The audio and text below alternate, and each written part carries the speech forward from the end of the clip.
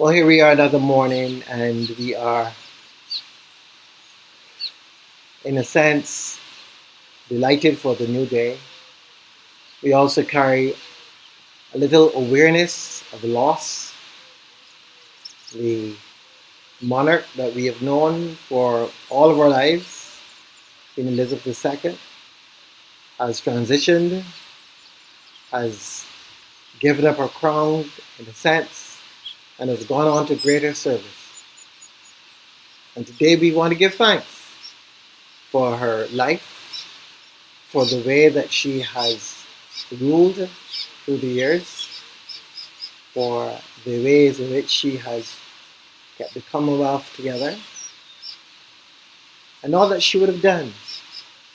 Much of it, I'm sure, is not known to the world. But what we do know, we give God thanks for her life, her witness, and her contribution to this earthly pilgrimage. She reigned for a very long time. God blessed her with a long life and a peaceful time. I pray that she may be granted eternal rest. For us who continue the journey, our task remains to do what we can to ensure that God's will is accomplished in our world.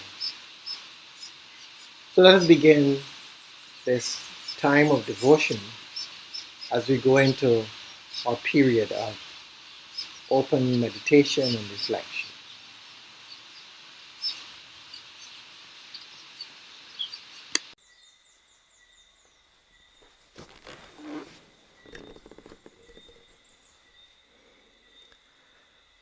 We come now into our place of stillness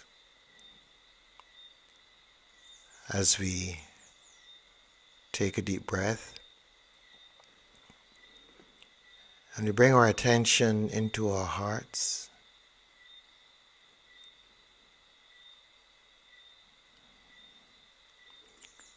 We allow our breath to become more intentional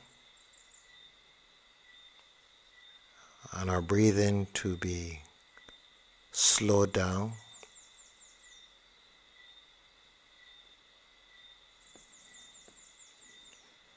We become more present, more aware.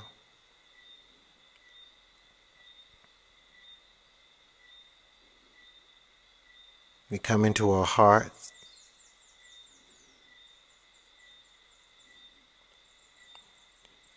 And we visualize our heart opening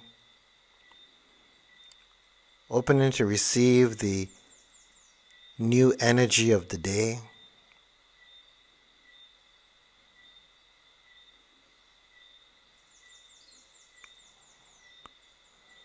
We have the sense of our heart being filled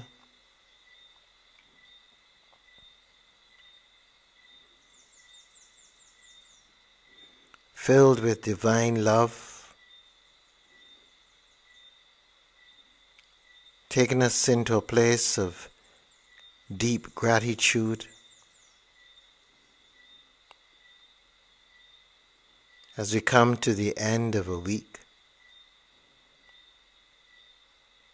acknowledging all that we have heard, all that we have experienced,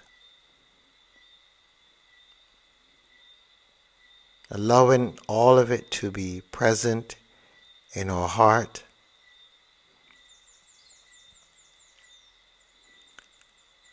allowing it to be assimilated into every fiber of our being. Visualize all that we have learned, all that we have experienced, simply permeating our entire being, every cell, enlightening, enlivening, creating a tremendous sense of at easeness and peace, a peace that passes all understanding, a peace that is not ours to be owned, but a peace that is to be allowed to flow freely from within us, through us, out into the world, out into the lives of others.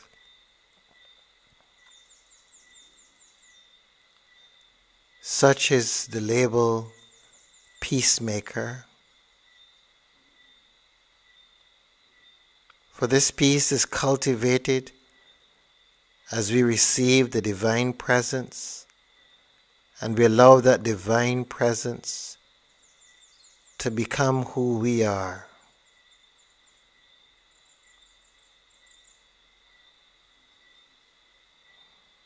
Creating a tremendous sense of peace within and without. Just allow that peace to dwell with you now, to be here as we share these moments together. Allow that peace to be that which binds us together. Bind us not in a form of restriction, but bind us in a way of flow, an ebb and flow.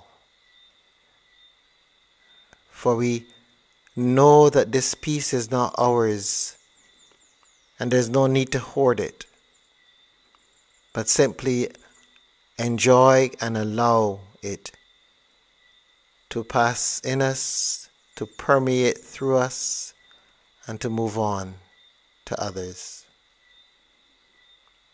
Knowing that we have benefited and that we do benefit from being open and receptive. In that space of openness, receptivity, and giving, we turn our hearts now to receive a message as we listen to Scripture and see what Scripture says to us this day. The reading for this morning is John chapter 11, verse 30 to 44. Now Jesus had not yet come to the village, but was still at the place where Martha had met him. The Jews who were with her in the house, consoling her, saw Mary get up quickly and go out. They followed her because they thought that she was going to the tomb to weep there. When Mary came where Jesus was and saw him, she knelt at his feet and said to him, "Lord, if you had been here, my brother would not have died." When Jesus saw her weeping, and the Jews who came with her also weeping, he was greatly disturbed in spirit and deeply moved. He said, "Where have you laid him?" They said to him, "Lord, come and see." Jesus began to weep. So the Jews said, "See how he loved him." But some of them said, "Could not he who opened the eyes of the blind have kept this man from dying?" Then Jesus, again greatly disturbed, came to the tomb. It was a cave, and a stone was lying against it. Jesus said, "Take away the stone." Martha, the sister of the dead man, said to him, "Lord, already there is a stench, because he has been dead 4 days." Jesus said to her, "Did I not tell you that if you believed, you would see the glory of God? So they took away the stone. And Jesus looked upward and said, Father, I thank you for having heard me. I knew that you always hear me, but I have said this for the sake of the crowd standing here, so that they may believe that you sent me. When he had said this, he cried with a loud voice, Lazarus, come out. The dead man came out, his hands and feet bound with strips of cloth, and his face wrapped in a cloth. Jesus said to them, Unbind him and let him go. The reading for today takes a look at the rising of Lazarus. And we have there a very interesting dialogue going on between Mary and Jesus and Martha and Jesus, all around the whole idea of whether or not this could have been prevented. And we understand from our own journeys that there are certain things that are allowed because there's a purpose. And while we may, in some way, experience a difficulty with the particular event or occurrence, the reality is that this is for a purpose. There's a reason for this. And we must go through it. Jesus demonstrates his humanity by being able to shed a tear. And this in itself says to us that there are some things in our lives that we may find ourselves having to go through that will cause us to shed a tear, to be moved deeply, to be hurt. But there is a greater purpose beyond the hurt. And that's not always easy to deal with in life. We oftentimes wish there was another route. But there's a school of thought that tells us that the soul chooses its path. It chooses the lessons it wants to learn. It doesn't necessarily choose the how, but it chooses the lesson. Because it is the lesson that the soul is here for, or the lesson. I guess one of our challenges, especially in Western society, is that we perceive ourselves as having a beginning at birth and having an ending at death. And because of this, that time in between birth and death is extremely important to us. And we are very concerned about getting the best out of these times. And so we can hardly fathom bad things or things occurring to us that seem in some way extremely prejudicial towards us. And we find ourselves in a space of suffering or great discomfort. But if we were to have a grander view of ourselves as being souls or having a limited experience in this existence we call humanity, in this period we call the time between birth and death, if we would perceive ourselves as being more than this, then perhaps we may look at things differently. It is somewhat like when you go on holiday and stuff occurs on the holiday that may not be in your best interest. You go with the flow. You figure, well, it's just holiday. It works and it doesn't work. And whatever we need to go through, we go through, we deal with it. Because we know this is just holiday and in a few days or weeks I'm going to be back to my real stuff.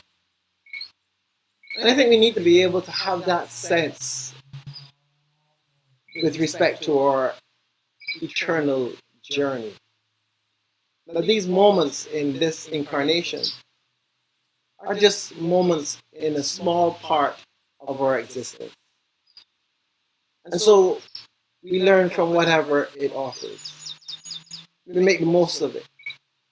We try to really dig in and see what it has to offer so that we have something that we can take home. We have some memento, something that we can carry with us into our next stage of life. As opposed to thinking that this is it. This is all there is. You make it or you break it. And we try our best to make it. And then when things happen, we are destroyed. The story of Lazarus, Martha, and Mary and Jesus and his death and his being brought back to life is a beautiful story because it has in there all of the elements. Jesus, yes, a very good friend. Yes, involved in the family. Yes, delighted about being present with them. But also at the same time, not coming quickly to in any way halt a process that seemed to be inevitable. But coming when all that was to take place had taken place. And he comes and he feels the emotion of the moment. He is fully human and he shares in the fact that as much as I know this is for the glory of God, as much as I know this has a greater meaning, boy, it hurts. And it hurts really badly. Scripture tells us he wept. And then again, a little later, when they spoke about the condition Lazarus was in, he groaned in his spirit. So this was not any kind of superficial theatrics.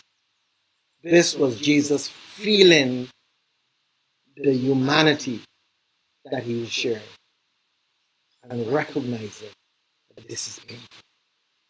And this is interesting too because Jesus himself will shortly have to go through his own door. And he will have in his own situation to not interfere with the process, to allow the process to unfold, to go through the whole gate of death in order to be able to come through on the other side. Coming through on the other side can only occur if we allow the process to take place. So it offers us a wonderful example of what the spiritual journey is about. It is not an easy journey. It is a journey that we have chosen. It is unique to each one of us. And what happens in my life at this time is what is for me. What happens in your life at this time is for you. Because we have chosen our path. And we live these paths out. As difficult as they are. As debilitating as they can be. Knowing that it is not about the experience. It is about going through the experience to be able to deal with that which is beyond. In so much of life, we do this daily. You know, before COVID, you don't have to worry about it to some extent now, although people are getting back to norm. But there was a time when, you had to drive into work because of the traffic. And you would just wish you could just be at work and don't have to go through all the traffic. And persons who live in bigger countries would know this and understand this even more. The daily commute. So much time is spent on a train or a bus or in a car doing absolutely nothing. But then COVID came and we had to work from home. And that removed the daily commute. But the daily commute is one of those things. It is that you go through this thing in order to get to that which is valuable, which is your time at work, the time for which you're rewarded. And yes, you have to take that daily commute back again. So those two experiences have a greater purpose. Your ability to be at a place of work, to be able to earn a living, to be able to survive in this world, to be able to develop your skills and your ability. So yes, we go through things to get beyond the thing to that which is important. We put our bodies through different disciplines in order that we may accomplish some tasks or some ability. Like the boxer or the athlete who puts their bodies through various difficult circumstances in order that they can attain that prize, that goal. As without, so within. This is our life. This is our life. We go through this life that we may attain something greater. And in this life, we go through experiences so that we may get beyond the experiences to the goal to which the experiences continually point. So here we are, calling Lazarus forth. Or what the joy, or what the celebration. But there was the pain, there was the discomfort, there was the acknowledgement that there must be hope, hope beyond this moment. All of that is there. There are the tears. There is the regret. What if you were here? My brother would have died. Even now, that which is beyond. So look at your life as I look at my life. And give some thought to the various things that we are going through. And see if we can take a deep breath. And stay the course. Stay the course. Recognize this is the choice I've made. This is what I want to learn through. And that's for the grace and the strength to continue the journey. Because that's what it is. It is a journey. A journey that we are taking. A journey that has a purpose. It is not empty. It is not meaningless. It is purposeful. When all was ended, Jesus said to them, unbind him and let him go. When all this is ended, when we have gone through all that we need to go through, that too will be said. Unbind him, unbind her. Unbind them from this physical body. Let her go. Let her be that grand spirit that she is.